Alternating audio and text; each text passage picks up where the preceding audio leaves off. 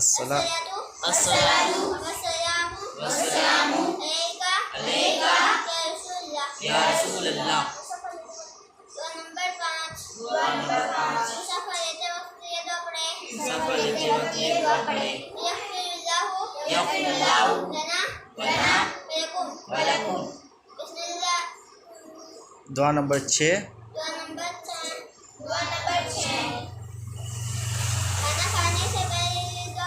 खाना खाने से पहले दुआ पढ़े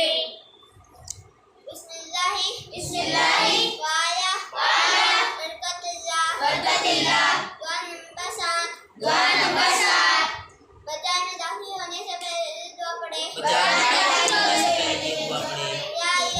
ला इलाहा इल्लल्लाहु वहदहु ला शरीका लहु लहुल मुल्कु वलहुल हम्दु युहयी व युमीतु व हुवा हय्युन ला यमूतु अबदन।